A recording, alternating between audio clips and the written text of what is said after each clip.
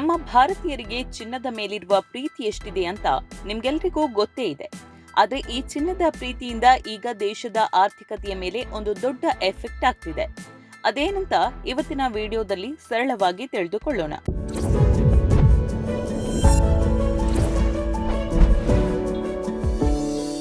ಒಂದ್ ಕಡೆ ರಾಷ್ಟ್ರ ರಾಜಧಾನಿಯಲ್ಲಿ ಚಿನ್ನದ ಬೆಲೆ 10 ಗ್ರಾಂಗೆ ಬರೋಬ್ಬರಿ 1,50,000 ರೂಪಾಯಿ ದಾಟಿದೆ.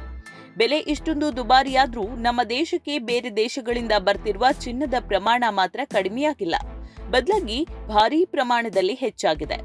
ಸರ್ಕಾರದ ಹೊಸ ಲೆಕ್ಕಾಚಾರದ ಪ್ರಕಾರ ಕಳೆದ ವರ್ಷಕ್ಕೆ ಹೋಲಿಸಿದ್ರೆ ಈ ವರ್ಷ ಚಿನ್ನದ ಆಮದು ಅಂದ್ರೆ ಬೇರೆ ದೇಶಗಳಿಂದ ತರಿಸಿಕೊಳ್ಳೋದು ಸುಮಾರು 29% ಹೆಚ್ಚಾಗಿದೆ.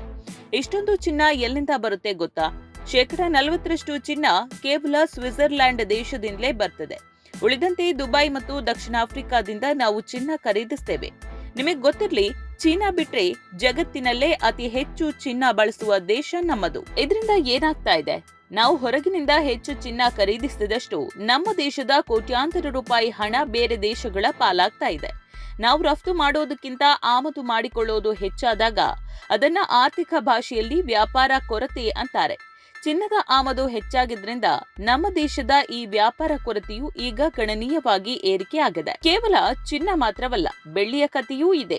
ಬೆಳ್ಳಿಯ ಆಮದು ಕೂಡ ಬರೋಬ್ಬರಿ 143% ಹೆಚ್ಚಾಗಿದೆ. ಬೆಳ್ಳಿಯನ್ನ ಕೇವಲ ಆಭರಣಗಳಿಗೆ ಮಾತ್ರವಲ್ಲದೆ ನಾವು ಬಳಸುವ ಮೊಬೈಲ್, ಎಲೆಕ್ಟ್ರಾನಿಕ್ಸ್, ಕಾರುಗಳು ಮತ್ತು ಮೆಡಿಸಿನ್ ತಯಾರಿಕೆಯಲ್ಲೂ ಹೆಚ್ಚಾಗಿ ಬಳಸೋದ್ರಿಂದ ಇದರ ಬೇಡಿಕೆಯೂ ಹೆಚ್ಚಾಗಿದೆ. ಸರ್ಕಾರದ ಮುಂದಿನ ಹೆಜ್ಜೆ ಏನು?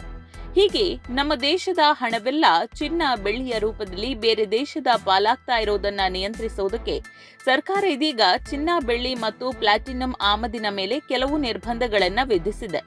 ಆಮದು ಕಡಿಮೆ ಮಾಡೋದು ಅದರ ಮುಖ್ಯ ಉದ್ದೇಶ.